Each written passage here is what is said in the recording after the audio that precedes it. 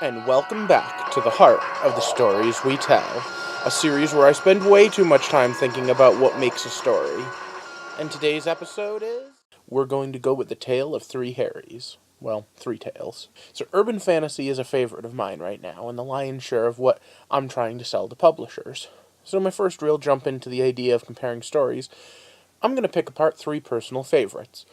Ones that I read in high school, later on just after college, and most recently I'm reading. Harry Dresden, Harry Potter, and Harry Keogh. Each have their own series. I'll go over the basics of all three quickly, but first, you can check the links below to the Wikipedia pages for them. I'll start by saying that all three have their charm, and I recommend you reading all of them. But this will delve into some spoilers, and as such, I want to give a general spoiler warning. In the case of Necroscope, the Harry Keogh books, there are some very adult things, and as such, this video may have some trigger warnings in it as well.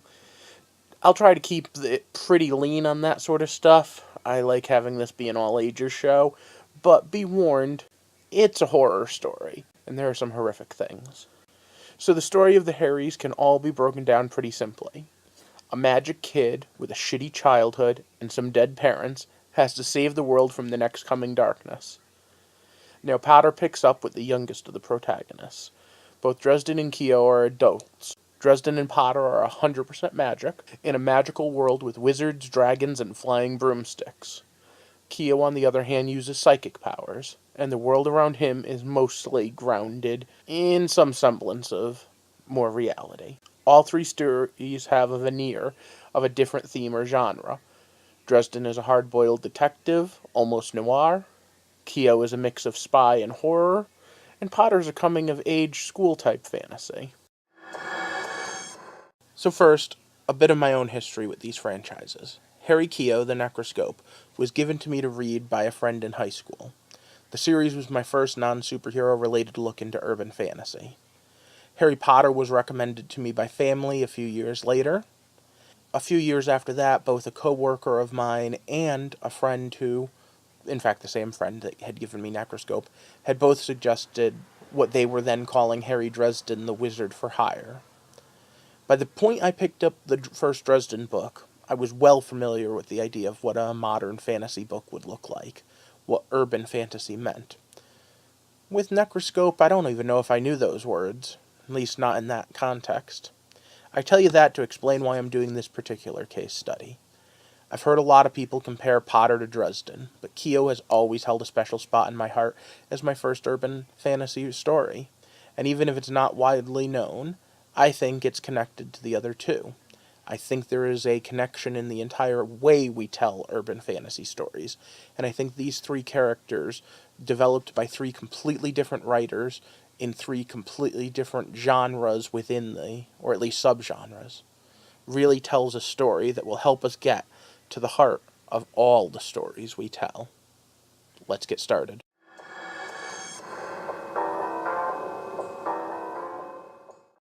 So dead parents and sucky childhoods are nothing new. In 1939, Bruce Wayne watched his parents get gunned down and chose to become Batman, and I'm pretty sure that wasn't an original idea back then. So, Little Orphan Harrys, all three of them, are hardly unique. But we're going to start there, at the origin, the beginning of all three. Harry Dresden is the son of a mage, and a stage performer. His mother was a member of this setting's wizards organization, a bit of a bad girl, had a fling with the Fae and then the vampires, then settled down and married his dad. His father was a good man, a stage magician by trade, nothing to do with the supernatural. His mother died in childbirth, though, and his father raised him until he died too, leaving Harry orphaned at about 6, and putting him into the system. Until about 10 years old, when a jerk of a wizard came and adopted him. The adopted father was abusive in every way, and basically just a vile human. Harry himself had to self-defense him to death as a late teenager, and as such broke the cardinal rule of this setting's magic system. Thou shalt not kill people with magic. Kill anything else you want, just not people. Or heck, kill people, just not with magic, but I guess they had to draw the line somewhere. Harry Potter doesn't even have that nice of a story. He didn't even have those 6 happy years with his father. He was a child of two powerful wizards, and a prophecy stated that he had a 50-50 chance of being the boy who was going to stop the evil wizard overlord. In that ironic style of Greek tragedy, the Dark Lord caused the prophecy to be true by killing young Harry's parents. His mother gave her life, and her love enveloped the baby, protecting him and killing, or at least mostly harming, the Dark Lord, and marking Harry as the boy who lived. For the next several years, he was raised by an abusive and creepy aunt and uncle alongside a bully boy cousin. When he comes of age, he finds out he's always had magic and is swept away to magic boarding school, only to have to come home on holidays and summers to the shitty family. Now, I read something somewhere where someone guessed that because he's one of the Horcruxes, the dark magic on him might have influenced the Dursleys. I don't know if I quite buy that that's what the intent was, but anyway you look at it, he grew up pretty badly. Harry Keogh, on the other hand, maybe had the easiest time. He developed his dead speak powers young, not before his mother died. Now, how did she die, you might ask? Well, his stepfather, who was a Russian spy and had his own ESP powers, drowned her. Why'd he do it? To take the family money. Well, then he shipped Harry off to boarding school. Not like Potter, a normal boarding school. Harry never fit in there. He was an outcast and loner. Things just were bad for him, being bullied, not quite fitting in, until he started to make friends. But he didn't make friends with other students. He made friends with a dead math teacher and a dead writer. Their whispers in his ear allowed him to pass tests, and he actually trained himself into looking gifted. He got help in working out from former Marines. In general, just learning things from the dead and allowing himself to progress. So all three start out in pretty crummy situations. They all have dead parent issues. They all had abusive, rather evil caretakers for at least part of their young lives. You can see a lot of similarities in the character there. But let's jump to where book one actually starts for these characters, where the adventure actually starts.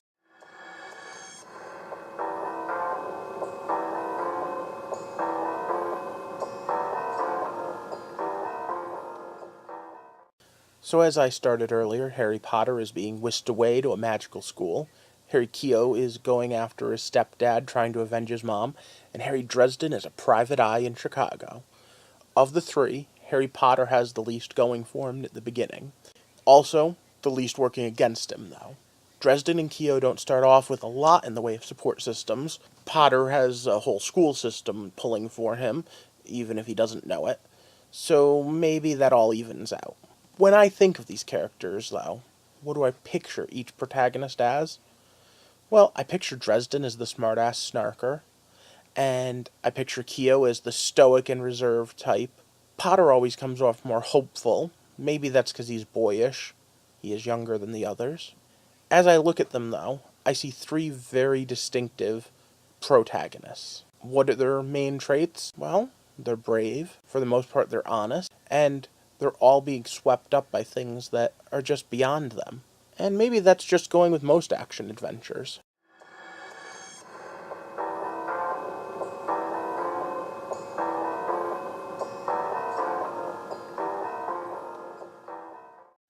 So let's talk about the settings. As the worlds around them, at first glance, they're all modern settings with supernatural twists. First, let's talk about Dresden, though. The Dresdenverse is the most expanded on of all of them. He has more books than the other two together, so that makes sense. Even his first 4 or 5 books, the author, Jim Butcher, does a lot of world building. It's got multiple supernatural communities that each have their own factions and their own reasons for being, and it's all held together by a UN sort of agreement called the Accords. It's chock full of modern references. You can tell when the books were written. The book very much is 2006 to 2016-ish. We have music and pop culture references, cars, phones, and modern everything. My favorite is when he asks who Craig is and why something is on his list. The Potterverse, on the other hand, has a lot going on the surface, but it's kind of cardboard. We have the Ministry of Magic, and we have all of these things going on. It's from a child's point of view, so we maybe just don't see everything. Unlike Dresden, I could argue Potter takes place almost in any timeless, modern era. We don't get an in-depth look at computers or cars or phones, and pop culture references are almost non-existent, right up there with those supernatural communities. At the end of the day, even the Moogle-born don't think about normal society. I wonder why no one ever wants to see the show they're missing. I've been told that Potter is supposed to take place more in the 70s and 80s. I don't know if that's true. I've never been able to pin it down myself. The Keoverse is somewhere in between the two. His supernatural community is a very thin layer there. Most of it is tied to the Cold War through something called E-Branch, and that's really our main window into the macabre setting. It's obviously dated, it's Cold War related. An adaptation nowadays would probably have to modernize a lot of it. Guns and computers are again 70s and 80s technology, until the mythology expands to the point where we go to a whole nother world, a fantasy setting called Sunside Starside, where vampires rule half the world and the mysterious dweller in the gardens and the gypsy families run on the other.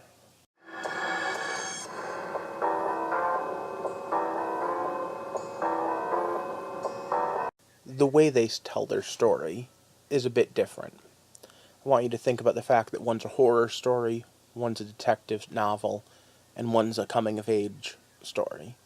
And Keo and Dresden both have a lot more shades of gray in them than Potter does, at least until the absolute end. Again, Potter's all about hope. Both Keo and Dresden use violence a lot more.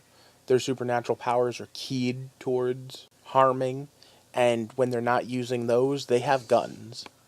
Potter, on the other hand, uses stealth and defense much more. In fact, I don't think he ever really uses a weapon at all.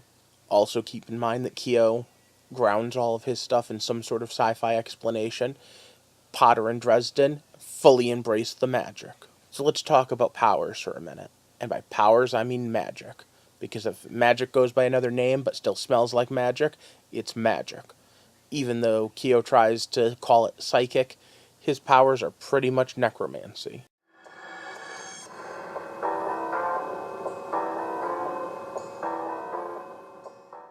So we'll start with Potter. He gets a wand and some lessons in how to levitate things or repair glasses, and that's pretty much it for the first book or so. His combat ready stuff doesn't come until the second or even third book, and even then, not so much. It's mostly disarming charms. There's a lot more miscellaneous non-combat stuff going on with him. Potions and rituals and stuff that grows and stuff that lives in the forest. Once he gets to the school, though, everything is really magical. Heck, he gets the most powerful magic item of any of them, and he gets it right away in the first book, his invisibility cloak. I bet both other Harrys would kill for that. A little later, he gets the scrying map that lets him track anyone in the school, and you can quickly see where his powers are best pointed.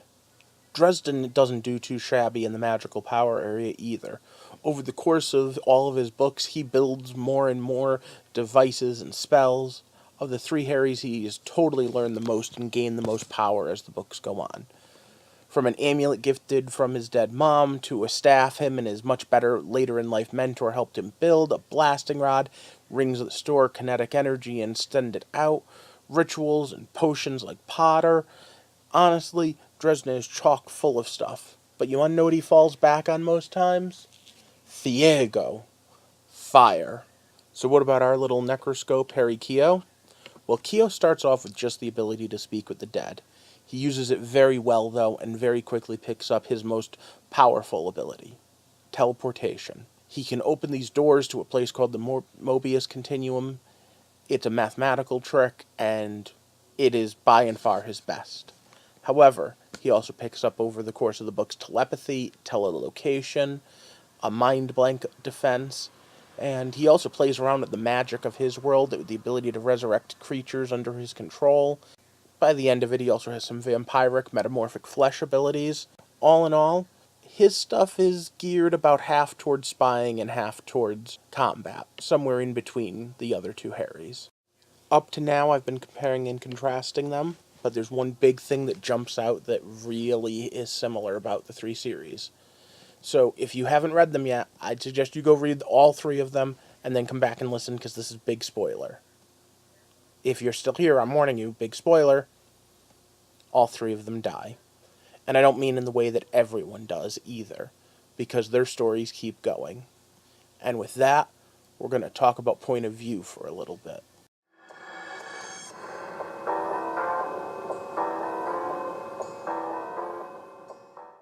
Now, I bring this up specifically because when we talked about point of view, we talked about exactly who the camera follows, who the story follows. And in this case, there doesn't seem like much of a risk. The point of view follows Harry in all three stories. First person in Dresden, third person in Potter and Keogh. Keogh eventually branches out a little bit with other point of view characters, but not many. So a fake out death seems a little bit foreshadowed that they're going to come back unless it's the last book. And to be honest, except for the Dresden book, none of them were really totally spoiled by it. Dresden, I knew there were more books coming, though. But let's talk about exactly what death means in this case.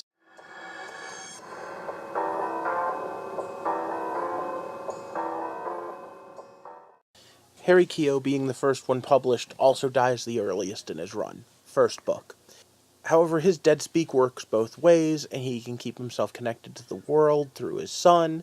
And in the second book, his spirit ends up in the body of a friend who basically is brain dead, and continues on in that body for most of the books, until eventually he dies again, except this time when he dies, he passes his powers on to others through fragments, and that's how the story continues. Dresden dies about a dozen books in, on the other hand, and then we get Ghost Story, a story that goes out of its way to make you think you're reading the last adventure as a ghost, until you find his body is kept alive by Demon Reach and the dark god of Fae and Winter. Then he's back up and running, and now with a new power-up known as the Winter Knight. Again, I knew more books were coming because of the internet, so I didn't really think that was his last story. Potter, on the other hand, it is his last story, but it's still a fake-out. The only way to kill Voldemort is to die, and then self-res, and kill the weakened and no way to self-res Voldemort.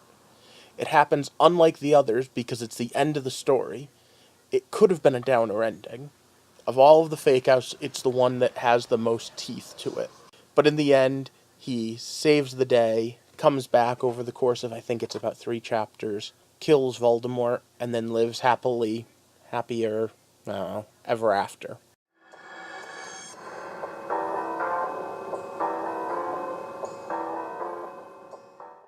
So we're going to talk about friends and foes, specifically the supporting cast, but we're going to start with the bad guys, the villains and antagonists. Depending on how you look at it, they all have vampires in there somewhere, although it's kind of stretching it with Voldemort.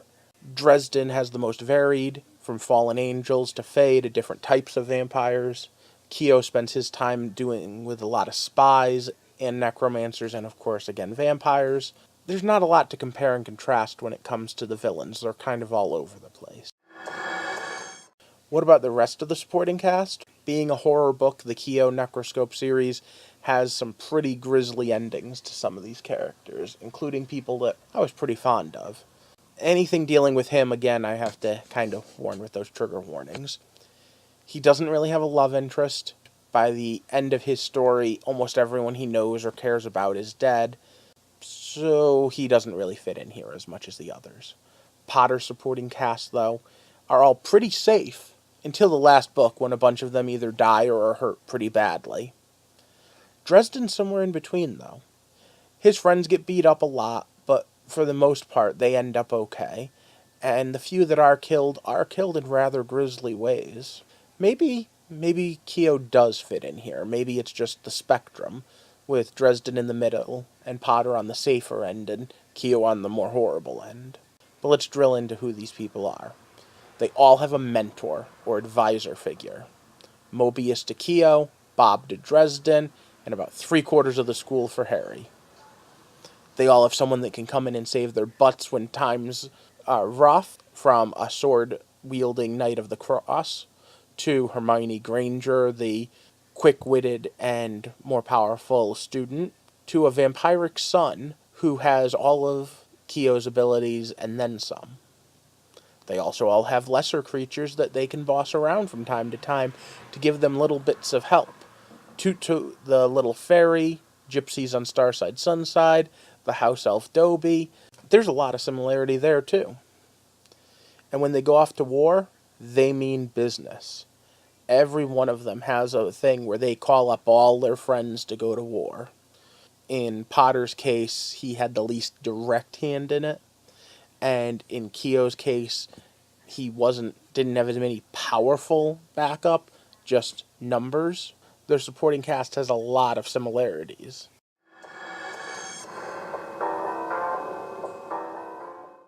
I often find myself wondering and thinking about a fan fiction crossover between several different stories.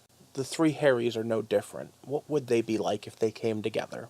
Now, the themes are very different, the tone of the stories is different, but at the end of the day, they're all heroes, right? I honestly believe that both Dresden and Keogh would take one look at young Potter and want to give the kid some advice and wish him a better life than they ended up with. Maybe that advice would be don't get involved, because at the end of the day, neither one of them could stop themselves from doing so. I also believe that a grown-up Aurora Harry Potter would be right alongside them kicking butt, even though we don't have stories of him doing that yet. The thing that stands out the most to me, though, is that one of the Harrys has something that would change the other two dramatically. Keogh can talk to Potter and Dresden's parents. The scene of the three of them with tears in their eyes is what any fanfic writer should be focusing on as the climax of their story. However, having said that, the real truth is, even at his most powerful, teleporting vampire self, with telepathy and calling out the dead, Harry Keogh is just basically a sidekick to Dresden. Maybe he has some experience on Potter, but let's face it, he's the least powerful of them, and the least likely to be a help in a crossover. Now, it's hard to truly compare Potter's 7 books to Keogh's 5 main books, 3 Lost Year stories, 8 spin-offs, to Dresden's 15 books and still going strong, plus dozens of short stories compiled in different volumes. If I take the first 7 Dresden books, the 7 main Potter books, the 5 main Keogh books, and the 2 Lost Years, I would recommend the Keogh books first, Potter second, and everything Dresden third. And as I say that, it feels weird. I really like the Dresden books, but somehow, of the 3 Harrys, he's the one I'd recommend the least. All in all, I do recommend all 3 of them, though. If you haven't read them, go out and read them, and then come back and tell me what you thought. If you have read some or all of them, tell me what you think of those. All in all, it's like 40 books between the 3 Harrys. Somewhere buried in all 3 of those sets, there's a power fantasy, an urban fantasy story, about a down-on-his-luck orphan with hidden powers saving the world. It's something that resonates with us. I don't think that any one of those writers copied the others. I'm not even sure if they were influenced by each other, but I think they were all influenced by stories around them that are similar. Now, in the Dresden TV show, there's a funny line where one of the police detectives accuses him of having changed his name to Harry just because he's wizard for hire. Yeah, last year you were probably a Jedi named Anakin, right? But again, I think that all 3 authors tapped into something. Maybe that's exactly what I'm looking for in this and every other comparison I make. That secret they tap into is the heart of the stories we tell. So join me here next time when we're going to try something a little different. Instead of me taking something that someone else wrote, I'm going to talk to you about something that I was thinking about writing myself, but can't because of copyright reasons. So, for now though, everyone enjoy these stories and all the others as we try to get back to the heart of the stories we tell.